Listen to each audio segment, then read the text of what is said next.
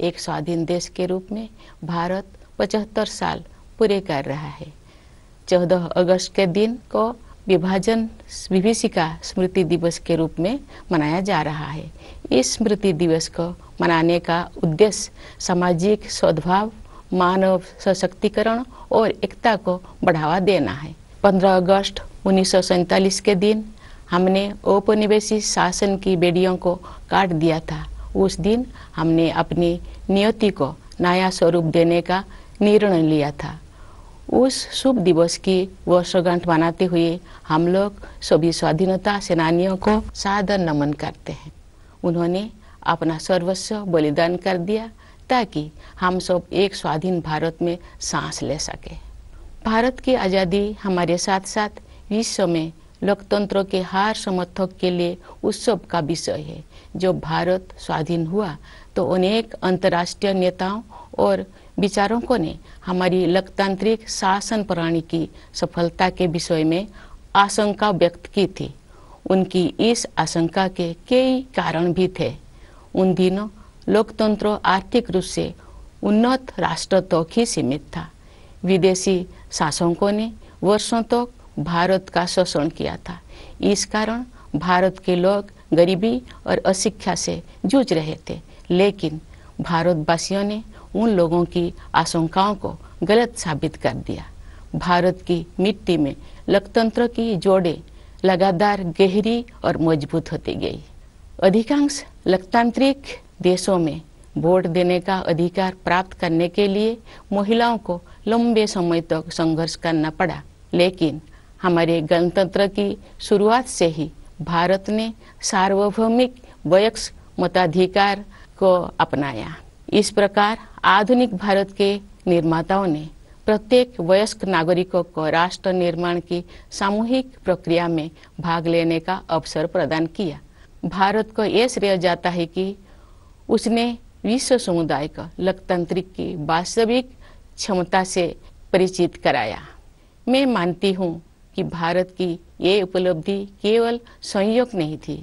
सभ्यता के आरंभ में ही भारत भूमि के संतों और महात्माओं ने सभी प्राणियों की समता व एकता पर आधारित जीवन दृष्टि विकसित कर ली थी। महात्मा गांधी जैसे महानायक के नेतृत्व में हुई स्वाधीनता संग्राम के दौरान हमारे प्राचीन जीवन मूल्यों को आधुनिक युग में फिर से स्थापित किया गया। इसी कारण से हमारे लोकतंत्र में भारतीयता के तत्व दिखाई देते हैं। गांधी जी सत्ता के विकेंद्रीकरण और जनसाधारण को अधिकार संपन्न बनाने के पक्षधर थे। पिछले 75 सप्ताह से हमारे देश में स्वाधीनता संग्राम के महान आदर्शों का स्मरण किया जा रहा है। आज़ादी का अमृत महोत्सव मार्च 2021 में दांडी यात्रा की स्मृति को फिर से जीवंत रूप देकर शुरू किया गया है। उस युगांतरकारी आंदोलन में हमारे संघर्ष को विश्व पटल पर स्थापित किया था। उसे सम्मान देकर हमारे इस महोत्सव की शुरुआत की गई।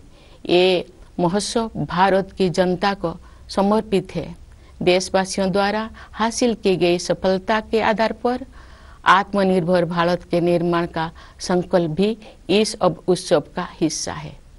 हर आयु वर्ग के नागरिक पूरे देश में आयोजित इस महोत्सव के कार्यक्रम में उत्साहपूर्वक भाग ले रहे हैं।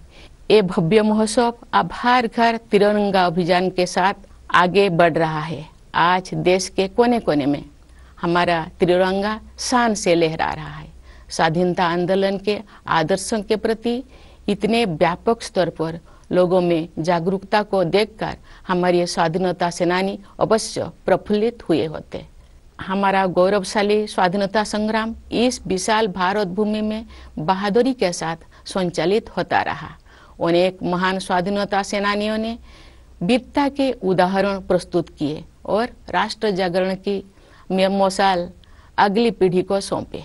अनेक वीर योद्धाओं तथा उनके संघर्षों, विशेषकर किसानों और आदिवासी समुदाय के वीरों का योगदान एक लंबे समय तक सामूहिक स्मृति से बाहर रहा।